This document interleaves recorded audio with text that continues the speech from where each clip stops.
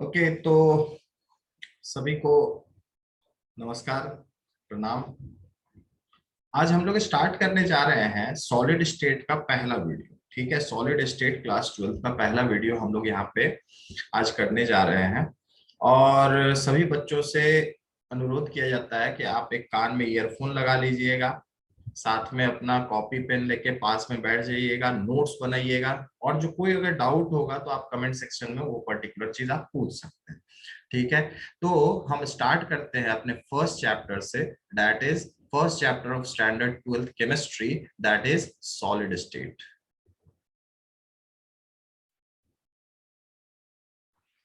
Solid state.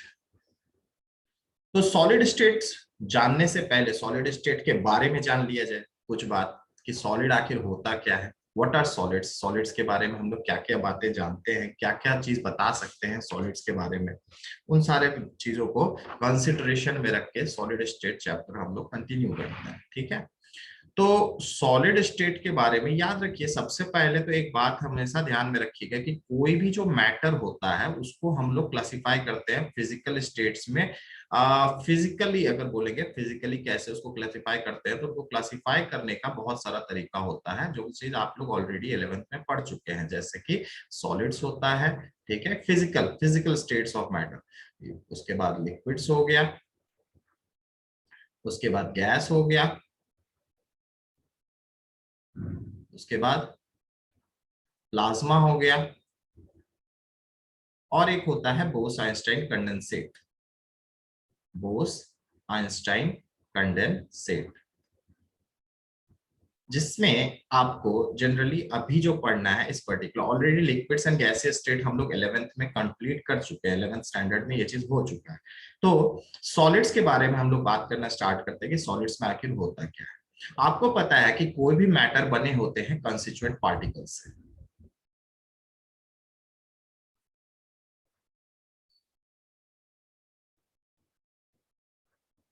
और ये constituent particles आपके क्या क्या हो सकते हैं, ये हो सकते हैं एटम्स, ये हो सकते हैं molecules,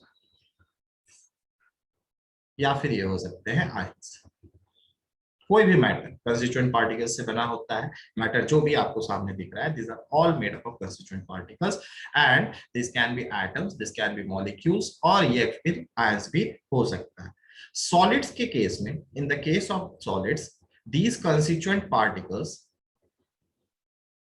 these constituent particles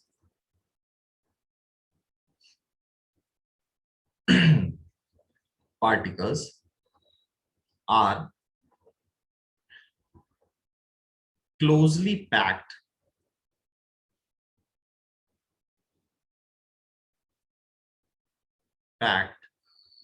and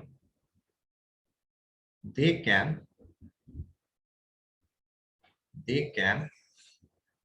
only oscillate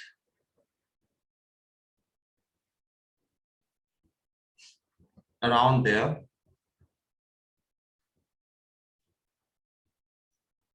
mean position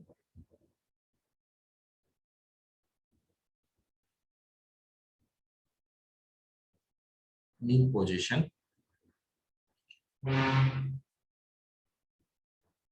ठीक है, इसका मतलब है कि जो सॉलिड्स होंगे, सॉलिड्स के केस में जो आपके पार्टिकल्स होंगे, जो कंस्टिट्यूएंट पार्टिकल्स होंगे, ये बहुत ही क्लोजली पैक्ड होंगे, मतलब अच्छे से एक दूसरे को टच किए रहेगा।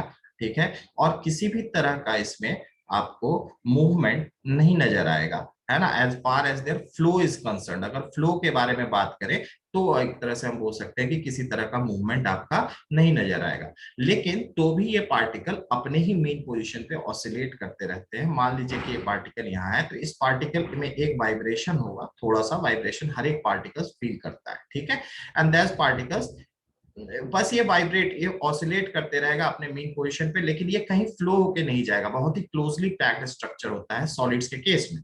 ठीक है, दीज कंस्टिट्यूएंट पार्टिकल्स बहुत ही क्लोजली पैक्ड होते हैं। अब इसी के वजह से, क्योंकि इनके पार्टिकल्स बहुत ही क्लोजली पैक्ड होते हैं, तो इनका कुछ कुछ प्रॉपर्टी आता है, जैसे solids are rigid, solids are rigid. उनकी रिजिडिटी का कारण यही है, एक प्रॉपर्टी आया, सॉलिड्स आर रिजिड। ठीक है, दिस आर द प्रॉपर्टी। अब क्योंकि ये कंस्टिट्यूएंट पार्टिकल्स मूव नहीं कर सकते हैं, अपने फिक्स पोजीशन पे रहते हैं, तो सॉलिड्स, जो भी सॉलिड आपको दिखेगा आसपास में, वो बहुत ही रिजिड होगा। रिजिड होगा, रिजिड कहने का मतलब है कि यू कैन से, दूसरा प्रॉपर्टी के टर्म्स में इसको समझ लो कि they will have fix shape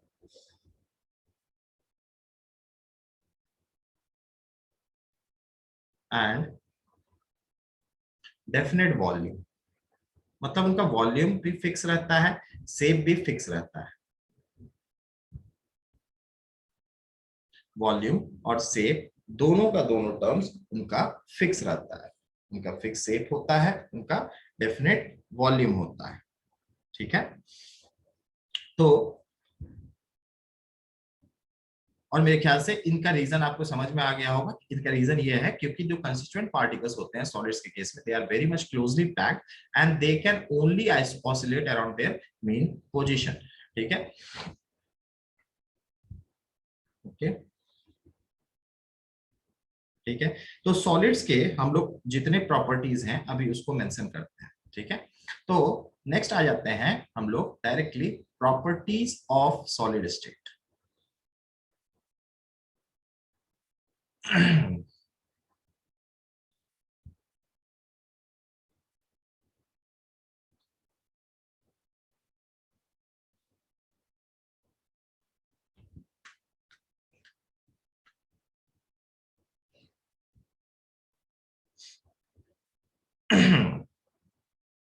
तो सबसे पहला जो प्रॉपर्टी आपको ऑलरेडी बता चुके थे कि they have a fix shape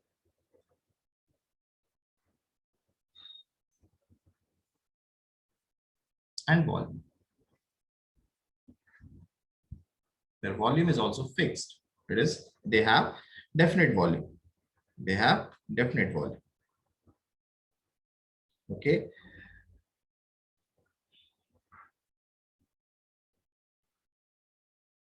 Second is, of all the states,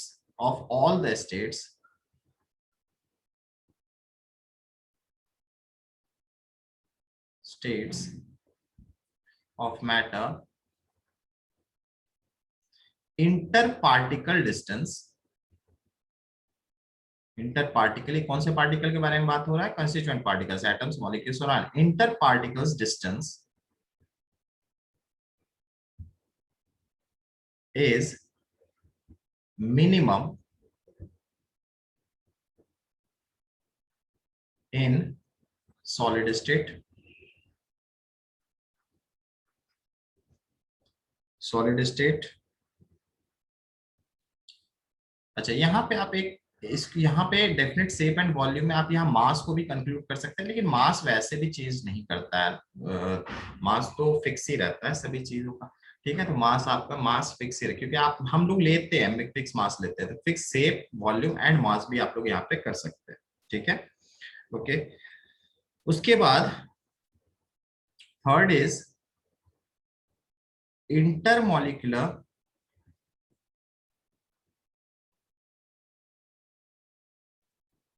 molecular और basically inter particle forces. Intermolecular इसलिए नहीं क्योंकि जो है ना, जरूरी नहीं है ना कि मॉलिक्यूल ही हो हमेशा पार्टिकल्स, कंस्टिट्यूएंट पार्टिकल्स एटम्स भी हो सकता है, आयंस भी हो सकता है। तो इसलिए इंटरमॉलिक्यूलर बोलने से अच्छा है इस टर्म के जगह पे, मॉलिक्यूलर के जगह पे आप लोग इंटर पार्टिकल यूज करना स्टार्ट करें। ठीक है, ये बहुत सारे बुक्स में दिया रहता है इंटरमॉलिक्यूलर फोर्सेस, लेकिन मुझे लगता है कि इंटर पार्टिकल फोर्सेस बोलना ज्यादा सही है, क्योंकि जरूरी नहीं है कि जो है ना, जो आपके कंस्टिट्यूएंट पार्टिकल्स है सॉलिड्स में, वो हमेशा मॉलिक्यूल्स ही होंगे, वो एटम्स भी हो सकते हैं, आयंस भी हो सकते हैं। So better say inter particle forces. Inter particle forces in the case of solid are very strong, very strong as compared to other states of matter,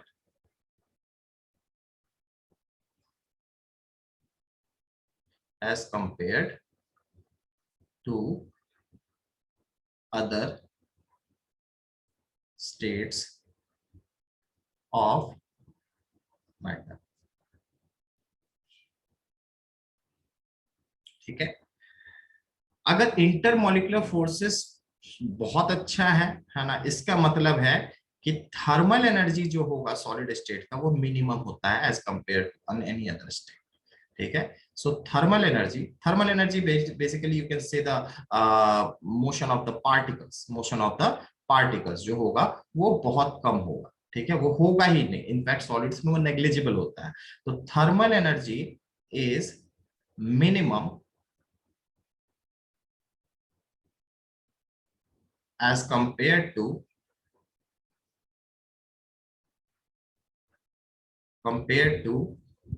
other states of matter.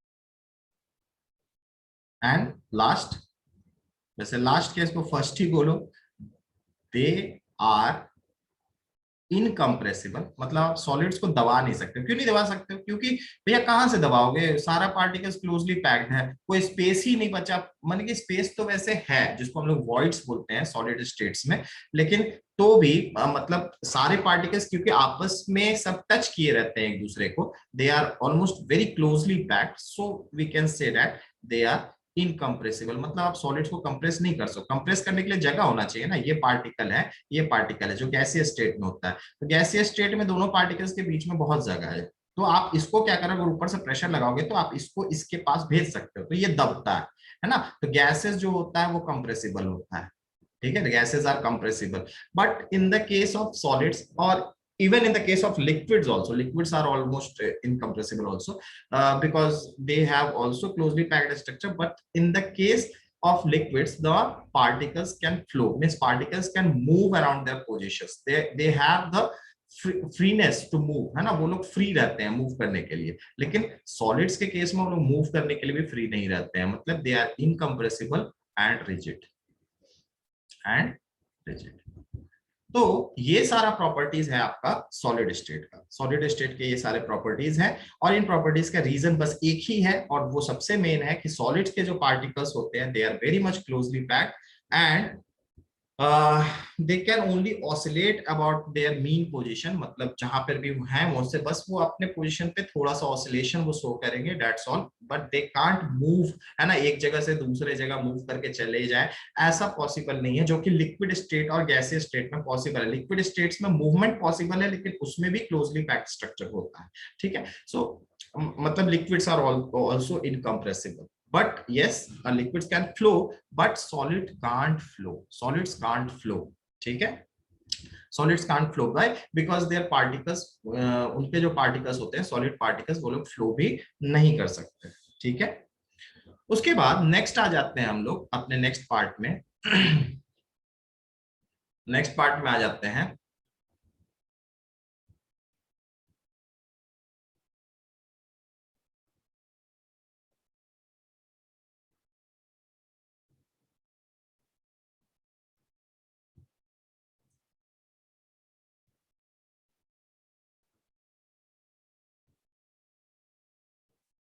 Next आ जाते हैं हम लोग, next part is your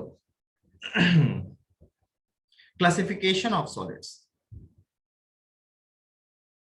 मतलब solids को भी अगर further divide करें हम लोग डिफरेंट टाइप्स में, तो कैसे कर सकते हैं क्लासिफिकेशन ऑफ सॉलिड्स।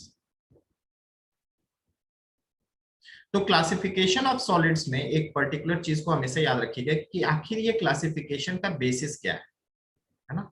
तो क्लासिफिकेशन का बेसिस है arrangement of the constituent particles. What is the basis of the classification of solids? And that basis is arrangement of the constituent particles.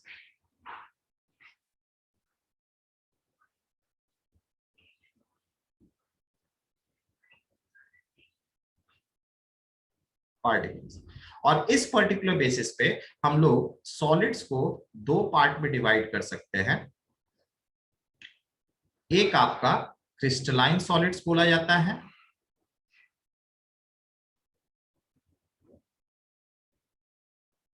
और दूसरा आपका बोला जाता है amorphous solids।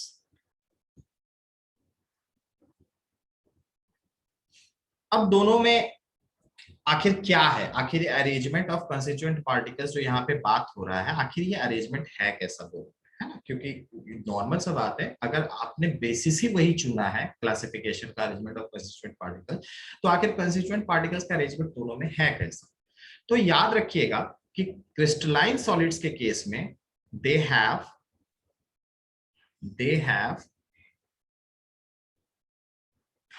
रेगुलर और सिमेट्रिक arrangement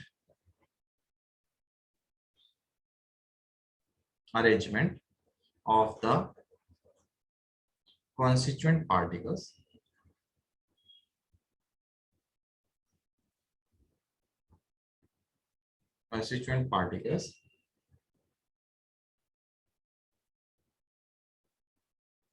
ठीक है। और इसी पर्टिकुलर अरेंजमेंट को एक बहुत सारे बुक्स में एक टर्म दिया रहता है, long range order. Long range order कहने का ये मतलब है ना कि जो आपका अरेंजमेंट है वो अच्छा खासा, मतलब पूरे सॉलिड्स पर बोल सकते हो, लॉन्ग रेंज तक वो फॉलो होता है, तो इसी को बोला जाता है लॉन्ग रेंज ऑर्डर, ठीक है। And in the case of amorphous solids they have irregular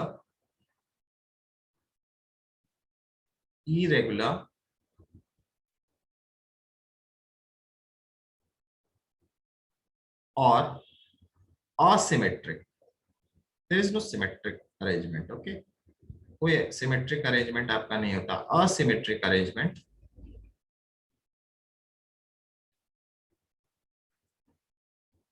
of the constituent particles,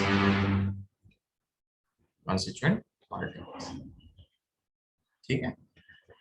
अगर इस पर्टिकुलर पॉइंट को समझना है आप लोगों को, तो एक बहुत ही अच्छा एग्जांपल है, इसके थ्रू हम समझाने की कोशिश करते हैं कि आखिर ये दोनों कहने का क्या मतलब होता है। तो हम लोग बात कर लेते हैं क्रिस्टलाइन और अमोर्फस सॉलिड्स का।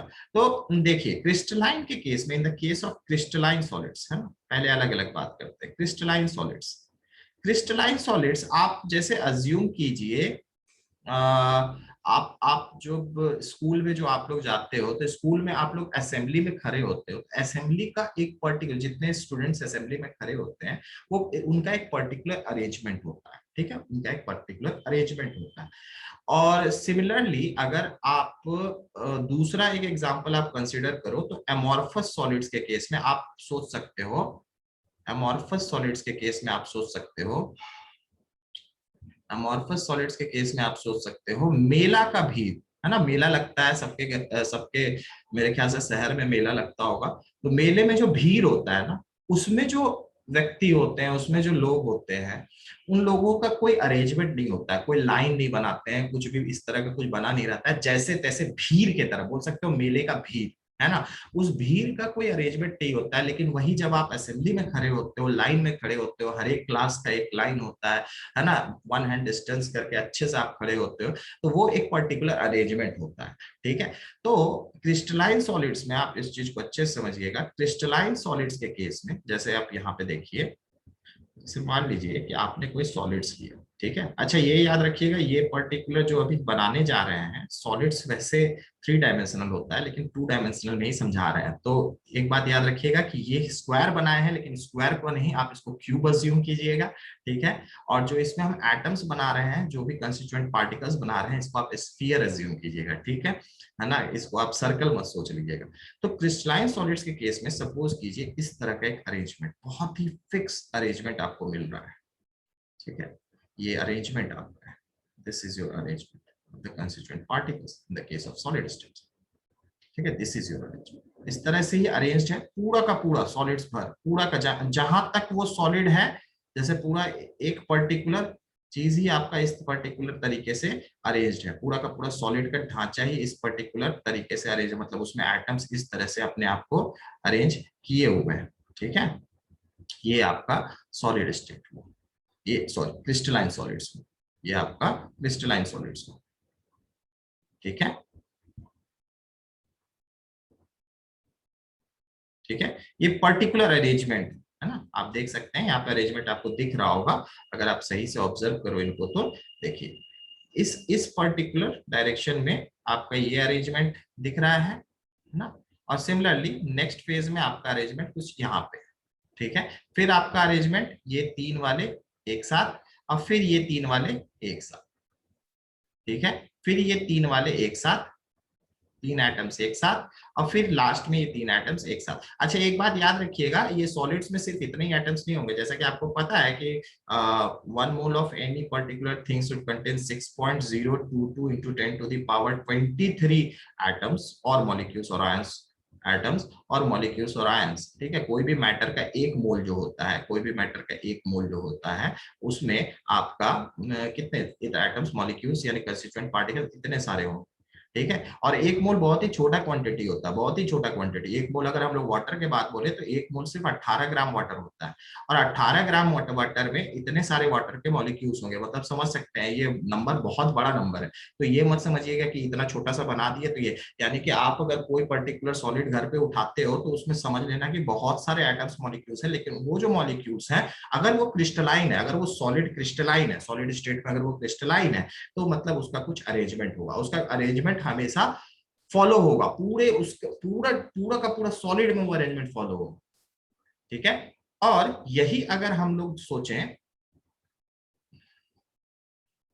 अमॉर्फस सॉलिड्स के लिए, तो जैसा कि बताए जैसा कि बताए ये आपका एक मेला का भीड़ की तरह, मतलब जैसे तैसे एटम्स अरेंज है, एटम्स का कोई फिक्स अरेंजमेंट नहीं है, जहां तहां एटम्स है, जहां तहां पे एटम्स है, ठीक है, पूरा भीड़। मेला का भीड़ में कोई भी बता सकते हो कि जो है ना कोई जगह खाली है?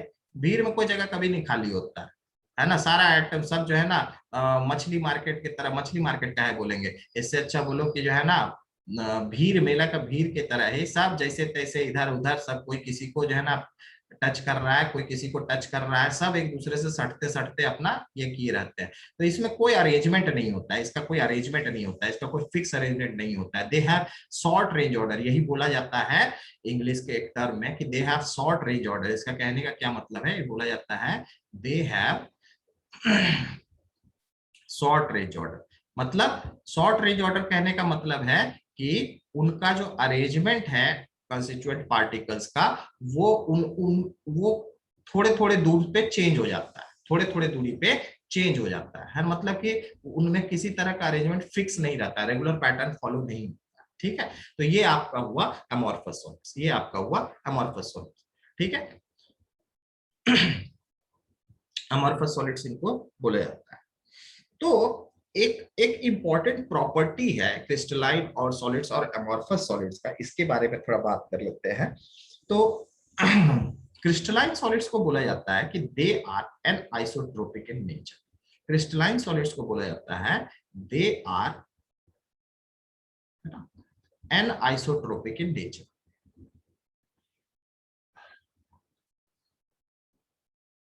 एन आइसोट्रोपिक इन नेचर, ठीक है। और जस्ट इसका अपोजिट आप यहां बोल सकते हो कि they are isotropic in nature, they are isotropic in nature।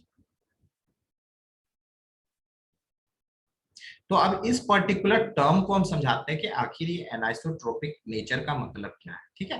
तो एनाइसोट्रोपिक नेचर जो है आपका, इसका मतलब होता है, इसका बेसिकल मतलब है, अगर एनाइसोट्रोपिक है तो आप बोल सकते हो कि some of the physical properties, physical properties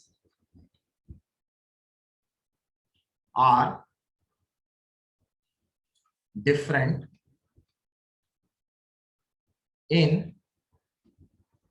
different directions directions along the solid, along the solid, ठीक है, along the solid। इसका क्या मतलब हुआ? अब बोलोगे कि क्या सर इसका क्या मतलब है? देखो देखो, जो फिजिकल प्रॉपर्टीज होता है ना वो खुद डिपेंड करता है मॉलिक्यूल्स पे, ठीक है। इनफैक्ट सारा प्रॉपर्टीज ही हम बोलेंगे कि वो मॉलिक्यूल्स पे ही डिपेंड करता है कि मॉलिक्यूल्स का कैसा अरेंजमेंट है, मॉलिक्यूल्स किस तरह से बिहेव कर रहा है, सारा का सारा चीज उसी पे डिपेंड करता है। अब दिक्कत क्या है क्रिस्टलाइन सॉलिड्स के साथ, क्रिस्टलाइन सॉलिड्स का एक पर्टिकुलर फिक्स्ड अरेंजमेंट होता है। मतलब जैसे मान लो, आप इसको समझो अलग से, कि अगर आप इस डायरेक्शन में मूव कर रहे हो तो आपको 3 मॉलिक्यूल्स, मतलब इस तरह से मॉलिक्यूल्स का अरेंजमेंट मिल रहा है।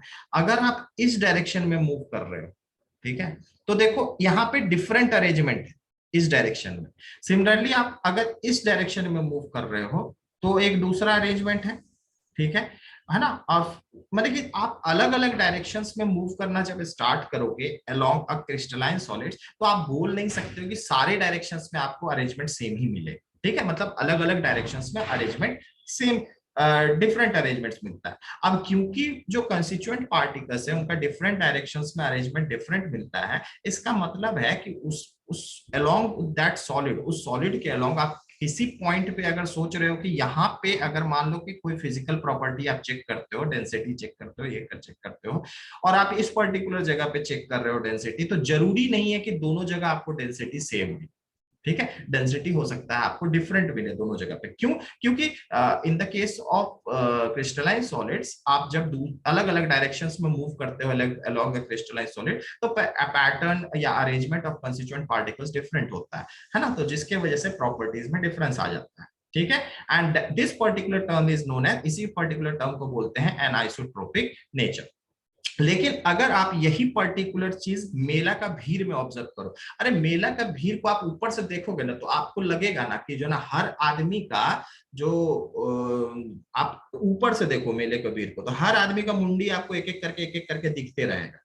ठीक है, मतलब कोई भी जगह लगेगा ही नहीं कि आपको खाली है। कहने का मतलब है आप इस डायरेक्शन में मूव करो, इस डायरेक्शन में मूव करो, इस डायरेक्शन में मूव करो, किसी भी डायरेक्शन में मूव करोगे तो आपको लगेगा ना कि हाँ भैया सब तरफ एटम्स जो है मिले रहा है, मतलब सब तरफ, जैसे मेला में बोलते हैं ना सब तरफ आदमी मिल रहा है, तो उसी तरह जो है ना आप अमॉर्फस सॉलिड्स में जब मूव करोगे अलग अलग डायरेक्शन में, तो आपको लगेगा कि सब तरफ आपका कंस्टिट्यूएंट पार्टिकल्स आपको मिल ही रहा है।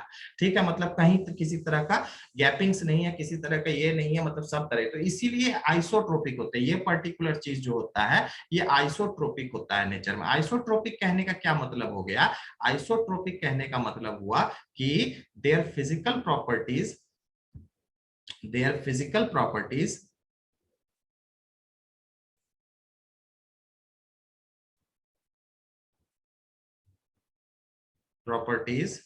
are same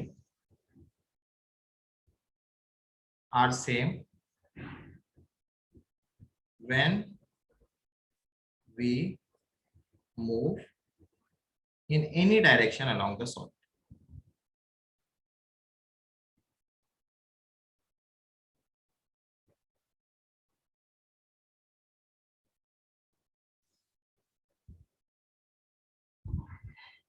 मतलब किसी भी तरह का आपको रोक टोक नहीं है भैया, आप जिस डायरेक्शन में मूव करो आपको लगेगा कि प्रॉपर्टीज सब जगह सेम है। मतलब इस जगह पे भी प्रॉपर्टीज वही दिखेगा जो इस जगह पे दिखेगा, इस जगह पे भी वही दिखेगा जो इस जगह पे दिखेगा, मतलब हर जगह पे आपका अलोंग द पर्टिकुलर सॉलिड, आपका एमॉर्फस सॉलिड्स के केस में प्रॉपर्टीज आपको सेम मिलेगा, और that is why they are isotropic in nature, इसलिए वो आइसोट्रोपिक होते हैं। और क्योंकि आपको क्रिस्टलाइन सॉलिड्स में आप किसी डायरेक्शन में मूव करते हो तो अरेंजमेंट ऑफ एटम्स डिफरेंट होते हैं डिफरेंट डायरेक्शंस में, जिसकी वजह से आपको क्या होता है, ये एनाइसोट्रोपिक होता है नेचर, मतलब इनका जो फिजिकल प्रॉपर्टीज होता है वो डिफरेंट होता है डिफरेंट डायरेक्शंस में अलोंग द सॉलिड।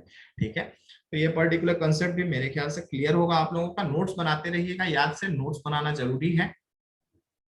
तो हम लोग मूव करते हैं अपने नेक्स्ट टॉपिक की तरफ, हम लोग मूव करते हैं अपने नेक्स्ट टॉपिक की तरफ। Next topic basically crystalline solids और अमॉर्फस सॉलिड्स का कुछ कुछ ये करेंगे, आपको डिफरेंशिएट करने की कोशिश करेंगे कुछ कुछ और टर्म्स में। जैसे जब हम लोग बात करते हैं क्रिस्टलाइन सॉलिड्स का, अगर हम लोग बात करें क्रिस्टलाइन सॉलिड्स का,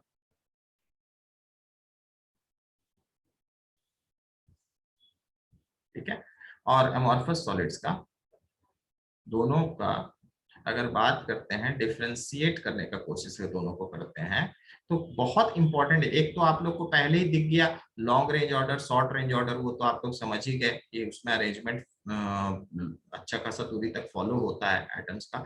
और एमॉर्फस सॉलिड में किसी तरह का अरेंजमेंट नहीं होता, मतलब थोड़े थोड़े दूर पे आपका अरेंजमेंट चेंज होते रहता है एमॉर्फस सॉलिड्स के केस में, मेला का भीड़ की तरह, और क्रिस्टलाइन सॉलिड्स असेंबली में जो आप लोग खड़े होते हैं उसके तरह। अब इस पर्टिकुलर चीज में क्रिस्टलाइन सॉलिड्स और अमोर्फस सॉलिड्स के केस में हम लोग जब आगे बढ़ते हैं तो कुछ और डिफरेंशिएट, एक तो आप लोगों को और अभी बताया डिफरेंसेस कि these are anisotropic in nature, these are isotropic in nature. एक बोला जाता है कि दे आर ट्रू सॉलिड्स,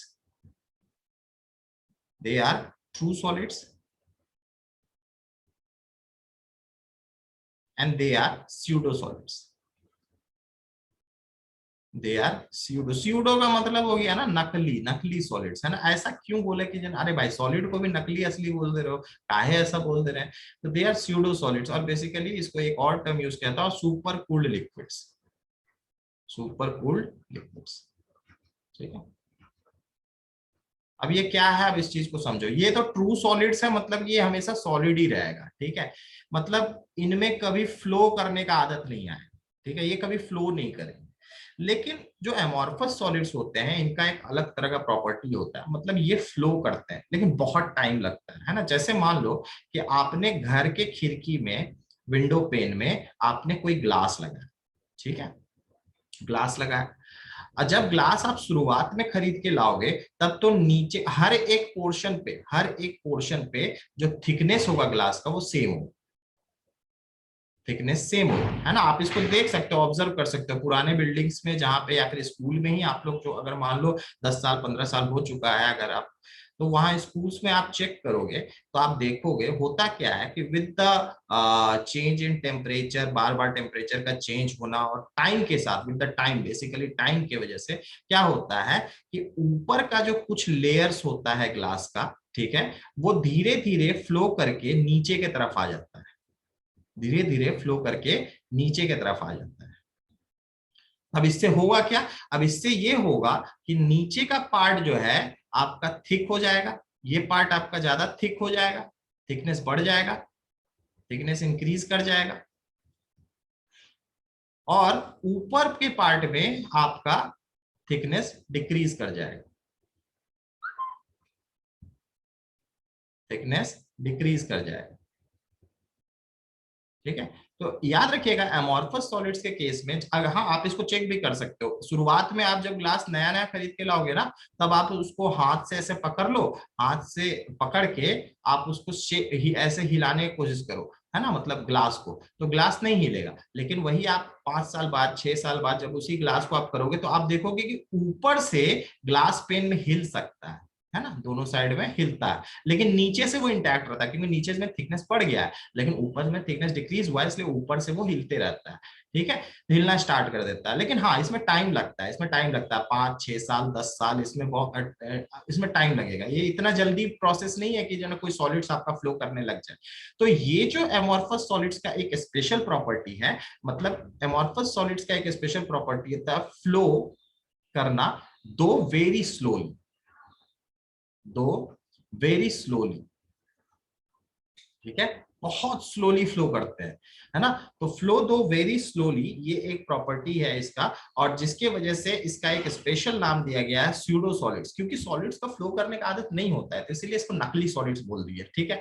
और इसका एक और भी नाम है सुपर कूल्ड लिक्विड्स। ये ग्लास का प्रॉपर्टी होता है, आप ग्लास लाकर आप चेक करना, बहुत जगह पे ये चीज दिखेगा, विंडोज पेन में ग्लास आपका मूव करेगा ऊपर साइड से लेकिन नीचे साइड से मूव नहीं करेगा। ऐसा क्यों होता है, this is due to the property that it starts flowing, लेकिन ये फ्लो आपका बहुत स्लोली होता है, इसमें टाइम लगता है, अच्छा खासा टाइम लगेगा, ठीक है, स्लोली स्लोली ये फ्लो करते हैं। लेकिन ये जो है क्रिस्टलाइन, ये ट्रू सॉलिड्स होता है, इनका कोई फ्लो करने का आदत नहीं होता, ये एकदम सॉलिड्स बरकरार रहते हैं भाई, इनमें किसी तरह का ऐसा फ्लो का नेचर नहीं होता है, इसीलिए इसको ट्रू सॉलिड्स बोला जाता है, और एमॉर्फस सॉलिड्स को स्यूडो सॉलिड्स बोला जाता है। ठीक है, ये पर्टिकुलर भी हो गया। उसके बाद मेल्टिंग पॉइंट और बॉइलिंग पॉइंट को लेकर के एक पर्टिकुलर चीज और बताया जाता है, अब इसको भी ध्यान दीजिए।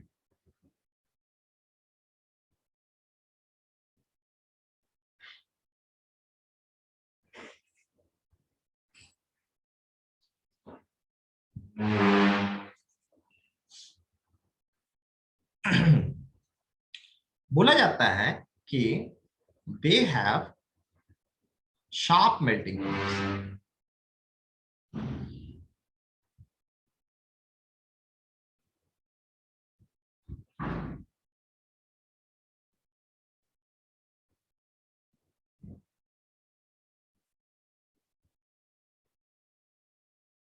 But the amorphous solids, they melts over a range of temperature.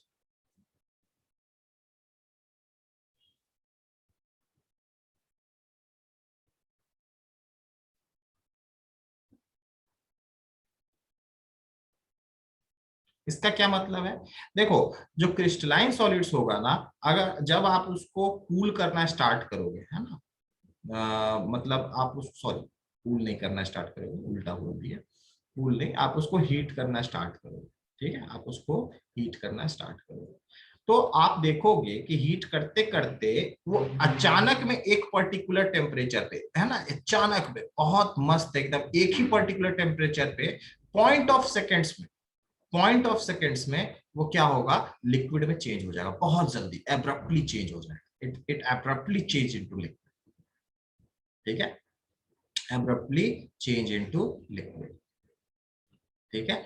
इसको बोलते हैं sharp melting point. Sharp melting point कहने का मतलब हुआ तुरंत, है ना, एक पर्टिकुलर टेम्परेचर पे, ठीक है, वो चेंज कर जाएगा लिक्विड में, इसी टर्म को बताया गया शार्प मेल्टिंग पॉइंट। और जो अमोर्फस सॉलिड्स होते हैं, they melts over a range of temperature. कहने का क्या मतलब होता है कि अगर आप अमोर्फस सॉलिड को अगर हीट करोगे, ठीक है, तो क्या होगा, आप देखोगे कि थोड़ा टेम्परेचर जब बढ़ेगा तो एक पर्टिकुलर टेम्परेचर से, T1 टेम्परेचर से, आप बोल सकते हो कि T1 टेम्परेचर से आपको क्या होगा, थोड़ा थोड़ा लिक्विड दिखना स्टार्ट हो जाएगा, ठीक है, थोड़ा थोड़ा लिक्विड दिखना स्टार्ट होगा, लेकिन पूरा लिक्विड में एक बार में चेंज नहीं होगा, मतलब यहाँ पे अभी सॉलिड भी दिख रहा होगा, ठीक है। और धीरे धीरे करते करते टेम्परेचर, सपोज करो आप T2 टेम्परेचर तक पहुंचे, T2 टेम्परेचर तक जाकर के देखोगे कि पूरा का पूरा सॉलिड किस स्टेट में चेंज हो गया, लिक्विड स्टेट में चेंज हो गया। मतलब अमोर्फस सॉलिड जो मेल्ट किया, ये T1 से T2 टेम्परेचर के बीच में मेल्ट किया है, मतलब ये पर्टिकुलर टेम्परेचर के बीच में धीरे धीरे मेल्ट किया है ना, ये रेंज ऑफ टेम्परेचर में ये धीरे धीरे मेल्ट किया है, ठीक है। तो इसी को बोला गया कि they melt over a range of temperature. लेकिन जो आपका क्रिस्टलाइन सॉलिड था, ये एक पर्टिकुलर टेम्परेचर पे, है ना, से टी पे जैसे ये टेम्परेचर मिला, वैसे ही सट से ये आपका क्या हो जाएगा, लिक्विड में चेंज कर जाएगा, ठीक है। तो ये हुआ क्रिस्टलाइन सॉलिड्स, और वो हुआ amorphous solids. They have sharp melting point and they have sharp melting points and they melts over a range of temperature, ठीक है, दोनों में। उसके बाद नेक्स्ट और दूसरे दूसरे डिफरेंसेस में आ जाते हैं। दूसरा डिफरेंस क्या बोलता है, अब इसके बारे में भी देख लेते हैं, ठीक है, मेरे ख्याल से दोनों पॉइंट क्लियर होना चाहिए। उसके बाद अलग से आते हैं, एक और इंपॉर्टेंट प्रॉपर्टी है अमोर्फस और क्रिस्टलाइन सॉलिड्स का, उसके बारे में बात कर लेते हैं। और वो प्रॉपर्टी बोलता है, या फिर वो डिफरेंस बोलता है, वो that difference is, crystalline solids जो होते हैं ये बहुत ही रिजिड होते हैं, ठीक है। अब बोलोगे सर सॉलिड्स तो रिजिड होते ही है, ठीक है, रिजिड होते हैं, लेकिन दे आर वेरी रिजिड, बहुत ज्यादा रिजिड होते हैं, बहुत ज्यादा कठोर होते हैं, ठीक है, बहुत ज्यादा कठोर होते हैं, बहुत ज्यादा अड़ियल होते हैं, ठीक है, मतलब ये दबते नहीं है, इनकम्प्रेसिबल होते हैं, ठीक है। लेकिन amorphous solids they are not very rigid, मतलब रिजिड तो होंगे क्योंकि सॉलिड है तो रिजिडिटी तो रहेगा ही, लेकिन ये ज्यादा रिजिड नहीं होते, मतलब कि इनमें कुछ हद तक सॉफ्टनेस होता है, ठीक है। जैसे कि रबर, एग्जाम्पल में रबर इज अमोर्फस सॉलिड, ठीक है, ये आपका उतना रिजिड नहीं होता है, रबर उतना ज्यादा रिजिड नहीं होता है, ठीक है। एंड अगर आप मान लो कि कोई डिस्टॉर्टिंग फोर्स लगाते हो, डिस्टॉर्टिंग फोर्स मतलब शेप चेंज करने के लिए जो फोर्स लगता है ना, उसी को बोलते हैं डिस्टॉर्टिंग फोर्स, ठीक है। तो डिस्टॉर्टिंग फोर्स का क्रिस्टलाइन सॉलिड्स पे कोई इंपैक्ट नहीं पड़ता है, क्रिस्टलाइन सॉलिड्स के शेप पे कोई इंपैक्ट नहीं पड़ता है, है ना, there is no impact of distorting force on the shape of the, distorting force मतलब वो फोर्स जो शेप, किसी भी चीज का शेप चेंज करने के लिए जो फोर्स लगाते हैं, डिस्टॉर्शन लाने के लिए जो फोर्स लगाते हैं उसको बोलते हैं, ठीक है। तो आप जब डिस्टॉर्टिंग फोर्स अगर लगाओगे किसी पर्टिकुलर क्रिस्टलाइन सॉलिड्स पे तो उसका शेप में किसी तरह का चेंजेस नहीं आएगा, there is no change in the shape. लेकिन अगर आप अमॉर्फस सॉलिड्स पे किसी तरह का डिस्टॉर्शन क्रिएट करते हो तो यहाँ पे आपका मतलब हाँ थोड़ा सा शेप चेंज होता है। जैसे आप एक ही चीज सोचो ना, जैसे मान लो कोई रबर है, ठीक है, तो रबर को आप चाहो तो इस डायरेक्शन रोटेट कर सकते हो, ठीक है ना, दोनों को उल्टा रोटेट कर दिए, घुमा दिए, मचोड़ दिए, निचोड़ दिए, है ना, अलग अलग तरह का चीज आप कर सकते हो, ठीक है। मतलब यहाँ पे जो डिस्टॉर्टिंग फोर्स होगा आपका, डिस्टॉर्टिंग फोर्स जो होगा, हाँ शेप को चेंज करेगा, फोर्स जो होगा ये शेप को चेंज करेगा, शेप को चेंज करेगा, ठीक है। तो ये वाला क्रॉस मार्क था मतलब शेप को चेंज नहीं करेगा, और ये वाला आपका टिक मार्क कर देते हैं मतलब ये शेप को चेंज करेगा, ठीक है। हाँ लेकिन वो बात और है कि वो फिर से उसी शेप में आ जाते हैं। हाँ बहुत बार ऐसा भी होता है नहीं भी आते हैं, दैट डिपेंड्स ऑन, वो फिजिक्स में आप लोग चैप्टर पढ़े हैं ना इलास्टिसिटी, तो आपको पता है कि इलास्टिक लिमिट से ज्यादा अगर किसी चीज को कर दिया ना भाई तो उसके बाद वो अपना चीज को रिगेन नहीं कर सकता। तो याद रखिएगा अमॉर्फस सॉलिड जो होता है उसमें अगर डिस्टॉर्टिंग फोर्स लगेगा तो आपको शेप में चेंजेस नजर आएगा, लेकिन अगर आप क्रिस्टलाइन सॉलिड्स में डिस्टॉर्टिंग फोर्स लगाओगे तो ये आपका शेप में कोई चेंजेस नजर नहीं आएगा, मतलब शेप को इफेक्ट नहीं करता है, ठीक है।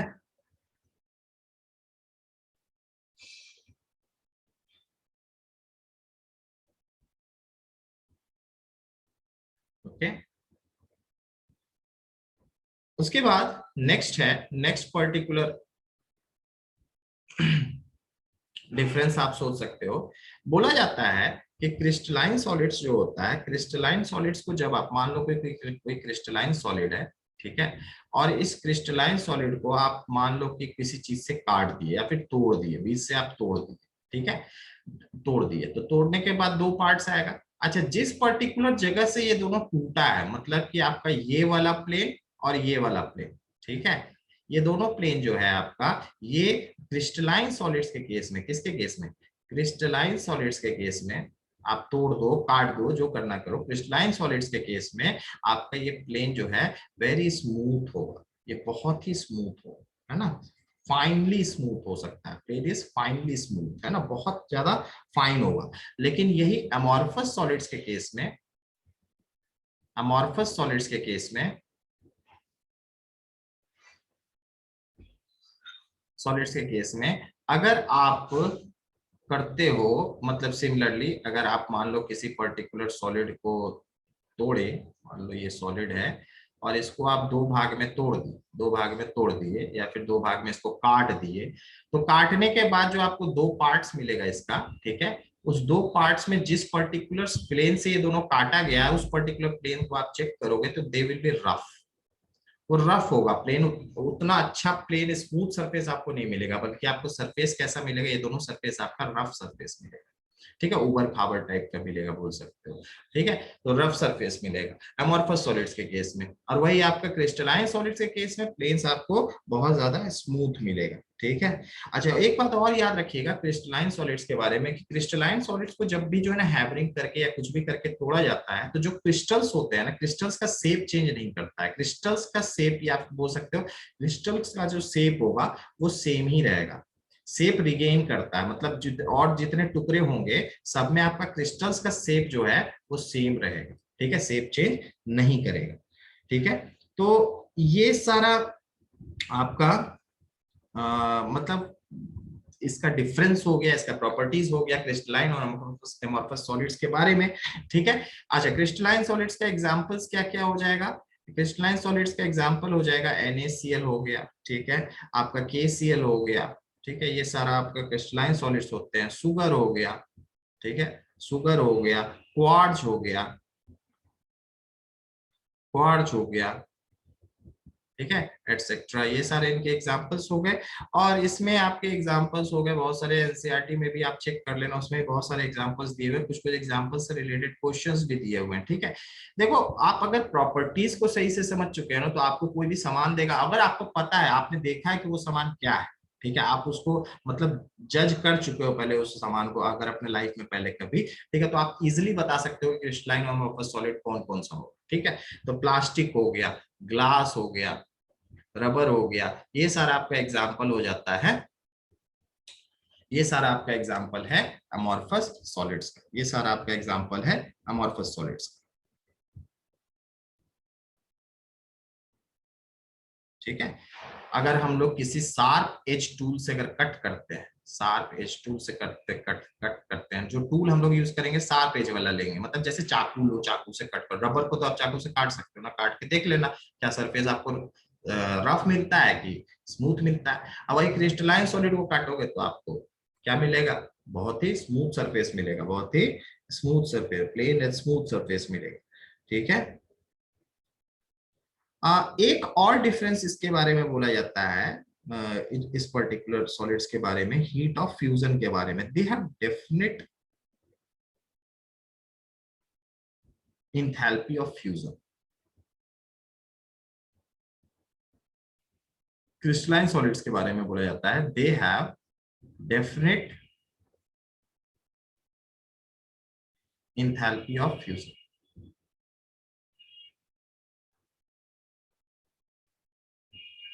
मतलब नॉर्मल सा बात है, इसका कहना है क्या मतलब है कि आप जब भी क्रिस्टलाइन सॉलिड्स को जब हम लोग लिक्विड स्टेट में जब चेंज करते हैं, उनको फ्यूज करते हैं, ठीक है, तो जो भी हमारा इंथैल्पी में चेंज आता है वो फिक्स रहता है, वो इंथैल्पी चेंज आपका क्रिस्टलाइन सॉलिड्स के लिए चेंज नहीं करता है ना। लेकिन अमोर्फस सॉलिड्स के लिए ऐसा नहीं है, अमोर्फस सॉलिड्स के लिए आपका इंथैल्पी ऑफ फ्यूजन फिक्स नहीं रहता है, they do not have fix enthalpy of fusion, ये do not have fix enthalpy of fusion. ठीक है, तो ये आपका कुछ इंपॉर्टेंट पार्ट हो गया, ये लास्ट पॉइंट ऑफ डिफरेंस में आप लास्ट पॉइंट ये भी लिख सकते हो। ठीक है, ये इसको आप लास्ट पॉइंट बना दो, तो मतलब ये भी आपका एक पॉइंट हो गया और ये भी एक पॉइंट हो गया, पॉइंट ऑफ डिफरेंस हो गया। ठीक है, तो ये सारा आपका क्रिस्टलाइन एंड अमोर्फस सॉलिड्स का डिफरेंस है। नेक्स्ट आपका क्वेश्चंस आप लोग बनाइए, है ना, क्वेश्चंस आप लोग को डीपीपी भी होगा, तो अगर पॉसिबल हुआ तो नेक्स्ट वीडियो में आपको डीपीपी भी शेयर कर दिया करेंगे। आप लोग क्वेश्चंस बनाइए और कमेंट सेक्शंस में आप लोग डाउट्स पूछ सकते हैं, आप लोग को जो भी डाउट्स पूछना होगा। ठीक है, अब नेक्स्ट पर्टिकुलर सेक्शन, मतलब कि अगला पर्टिकुलर सेक्शन जो हम लोग स्टार्ट करेंगे नेक्स्ट क्लास में, जो स्टार्ट करेंगे, है ना, और that will be very important, वो होता है आपका क्लासिफिकेशन ऑफ क्रिस्टलाइन सॉलिड्स से। ठीक है, क्लासिफिकेशन ऑफ क्रिस्टलाइन सॉलिड्स से।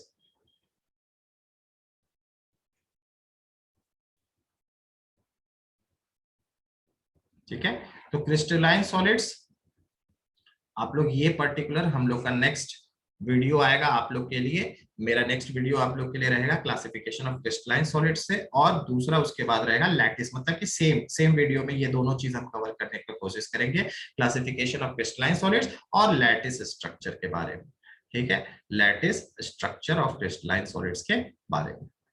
ठीक है, याद रखिएगा हमें ज्यादा जो 12th में आप लोगों को जानना है क्रिस्टलाइन सॉलिड्स के बारे में ही ज्यादा बात करना है। ठीक है, मतलब क्रिस्टलाइन सॉलिड्स के ही डिफरेंट क्लासिफिकेशन क्या होंगे, लैटिस स्ट्रक्चर क्या होगा क्रिस्टलाइन सॉलिड्स का, उसके बारे में बात करना है। कुछ चीजें हैं जो जेई एडवांस के सेक्शंस में आपके अमोर्फस सॉलिड्स जैसे सिलिकेट्स के बारे में बताया जाता है, उसके बारे में भी हम बताएंगे, लेकिन मेरे ख्याल से जेई मेंस में आपको उतना ज्यादा नहीं पूछेगा, जेई मेंस तक के लिए काफी है, क्लास 12 बोर्ड के लिए काफी है। क्लास 12 बोर्ड में जेई मेंस में नो डाउट कुछ कुछ एक्स्ट्रा चीज तो जरूर पूछता है, लेकिन मेरे ख्याल से बोर्ड्स के लिए इतना काफी है, और जेई मेंस के लिए जो जो चीज बताएंगे आप लोगों को अलग से, वो चीज हम अलग से बता दिया करेंगे कि वो जेई मेंस के लिए हम बता रहे हैं। ठीक है, वैसे याद रखिएगा कि जो बोर्ड का सिलेबस है वो जेई मेंस का सिलेबस है, वो बात और है कि बोर्ड से एक दो टॉपिक एक्स्ट्रा आपको हर चैप्टर में जेई मेंस में और एडवांस में आपको एक टॉपिक और पकड़ लो एक्स्ट्रा, वो पढ़ना पड़ता है। ठीक है, बाकी ज्यादा कोई डिफरेंस नहीं है, सिलेबस वही रहता है। हाँ, बशर्ते क्वेश्चंस बनाने के टाइम बोर्ड्स में आपको जो क्वेश्चंस पूछेंगे उनका लेवल जे एडवांस जैसा नहीं होगा, कहने का मतलब उतना घुमाएंगे फिराएंगे नहीं होगा। ठीक है, आपके दिमाग को उतना सोचवाएंगे नहीं वो लोग बोर्ड में, लेकिन जे एडवांस में या फिर नीट जो कॉम्पिटिटिव एग्जाम्स होते हैं वो आपके दिमाग का यूज देखेंगे, मतलब आप कितने अच्छे से आपका कंसेप्ट क्लियर है। ठीक है, चलिए, तो नेक्स्ट वीडियो आएगा आप लोग के लिए, तब तक के लिए राम राम।